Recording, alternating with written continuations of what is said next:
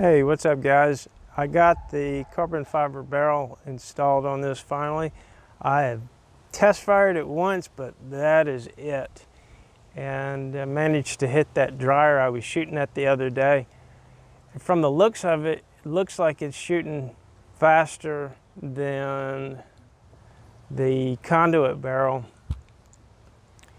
which is expected because it brings it down from about a 16 millimeter bore to 11 millimeters.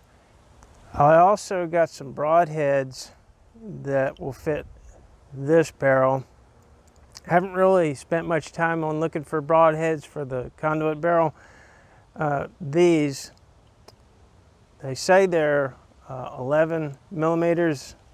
I think they're a little bit over because I had to turn them down just a hair on my lathe to get them to go in, but that will definitely do some damage. We're not going to be shooting these today.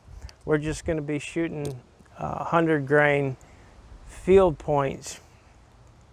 So what I did in order to do this was, we can have a look at this one. This is a blackbird muzzle.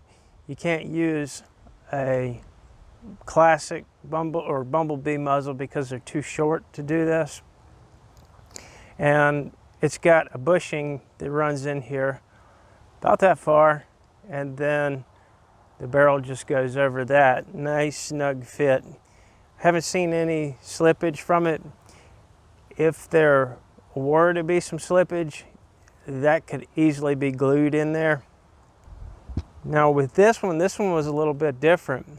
I was hoping that I would be able to screw the carbon fiber tube directly onto the draw's barrel because it's got relatively the same OD and ID as this threaded muzzle on here, but it didn't work out that way. It did not want to thread, and I was a little bit concerned that that would make weak threads.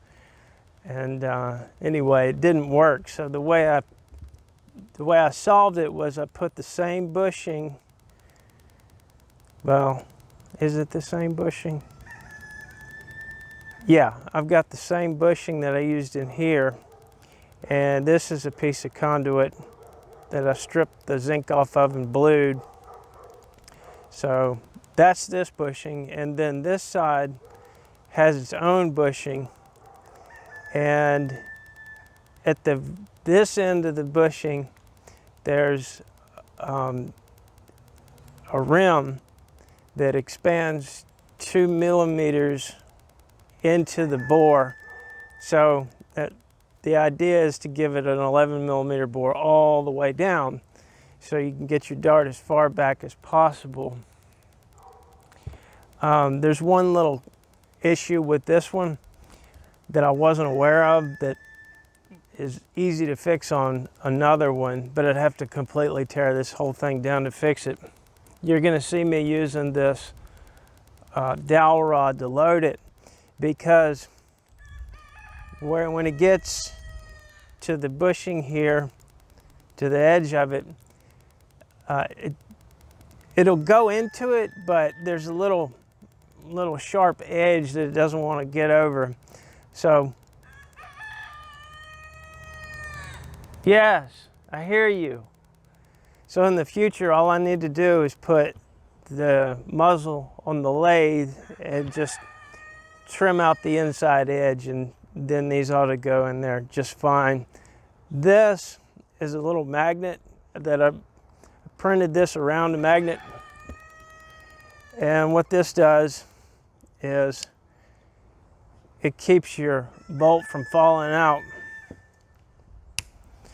And I was thinking about the elevation for these sights because we've got a lot more drop. And I came up with this. This is just a clip-on Picatinny rail, and it can be slid up and down the barrel. So for further away, you'd bring it back. Closer up, you'd bring it more in that direction. And once you figure out whatever pressure you're going to be running and whatever grain, what weight, bolt, dart, whatever you want to call these things, I've made a little indentation here right on the top there where I sliced it down and got into here. What you can do is you can mark it on the barrel, and that way you can mark your yardage there, here, wherever it ends up being. All right, I'm gonna go get the camera set up down there, and we're gonna try to get a group with this. It might take me a few shots, hopefully not a bunch because I don't have a lot of bolts. But anyway, I just want to see what kind of accuracy what we're getting. Now, of course, it would be ideal to have a scope on here. I've never really been one for scopes. I've always liked iron sights, but yeah, that would be a better way to go for this.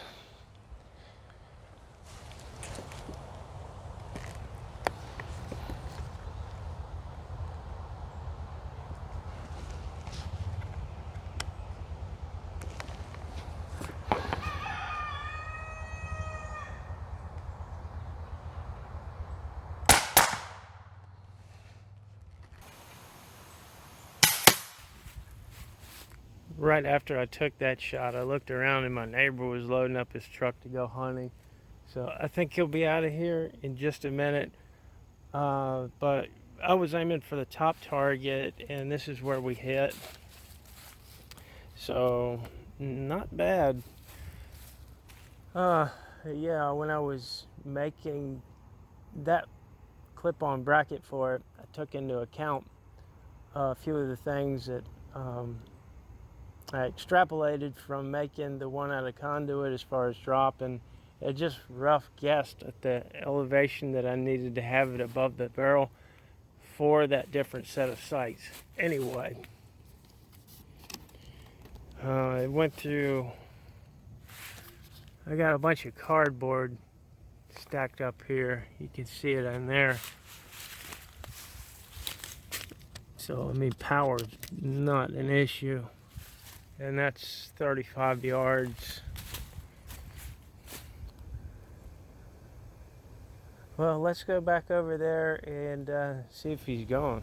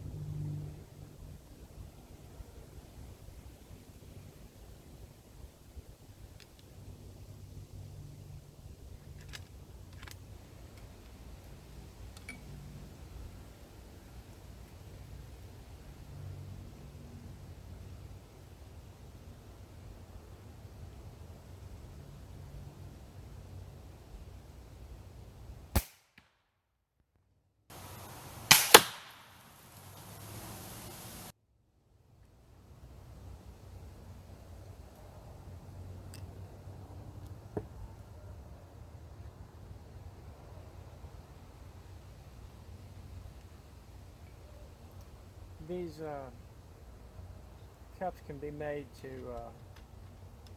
loose fitting so they fly off whenever this goes into something, or they can be glued on.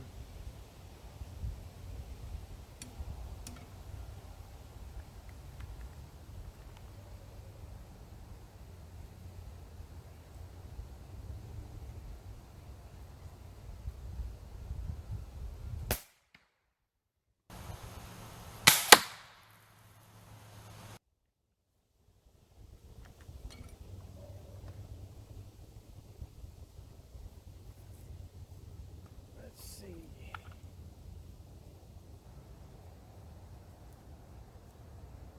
Let's shoot one more.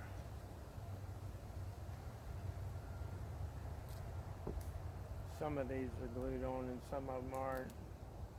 I took that one off because it was like tight fit. It might have been an early one that I made. And it seems like after you shoot these once, they go in no problem.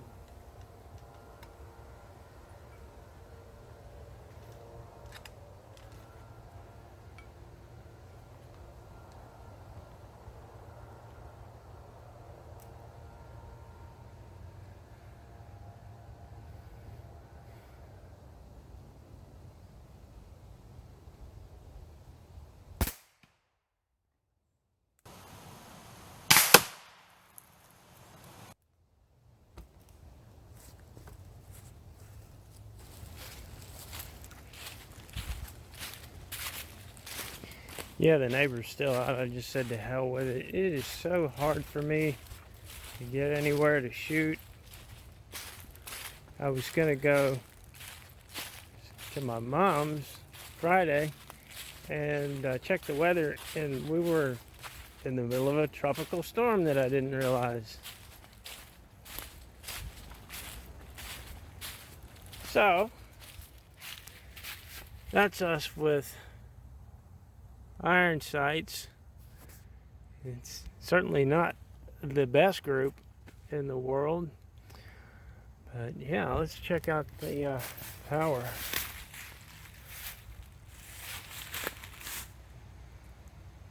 That one made it through. That was the first one.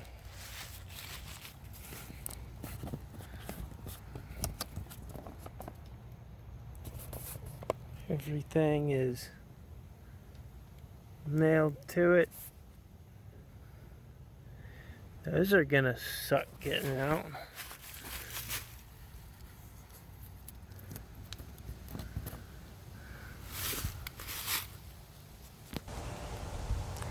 So there we have it. I always wanted a PCP. Yeah, let me know what you think. I've only got one complaint about it, and it can be solved two ways. Sometimes it bump fires. If you're used to, you know, like a firearm or just a regular rifle, you know, trying to squeeze the trigger, sometimes it'll bump fire on you when it does that. And that could either be solved with just getting to know it better, a different trigger control adaptation, and it can certainly be fixed electronically. Perhaps Sergey will fix it electronically for the draws. Certainly, if we develop our own, that'll get addressed. But other than that, I am very happy with it. And a little bit later on, I'm going to develop some shotgun rounds for this, for the conduit barrel, and that ought to be a lot of fun. I really wanted to get some shots over the chronograph, but it's just too cloudy out here, and that's what I was going to do Friday, but it just didn't work out. As far as how fast it's shooting over 400 feet per second.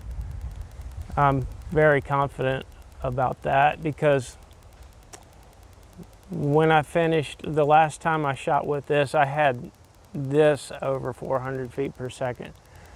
So yeah, I'm tickled. Yeah, so let me know if you want one of these. I'll be happy to make one for you. I'll need you to send me your muzzle, and that's basically it. It'll come with a kit of, you know, things like that, the magnet stop, and, you know, things for iron sights. And if you've just got like a classic, you can put a Picatinny to dovetail on there if you want to scope it. Scoping this would really be the way to go. And then you could really dial it in and get some real accuracy. It's kind of windy out here today. I'm not blaming my shooting on that at all. And yeah, the bigger ones, I don't have any. These have a twist to them. They've got the vanes, a twist in the vanes. So I haven't tried these for accuracy yet either. I might be able to get some kind of twist in these cups. I haven't really thought about it. I just really wanted to get this thing out and shooting and see how far I would have to go with it before I could have something that I could present. All right, guys, that's going to do it for this one, and I'll see y'all later.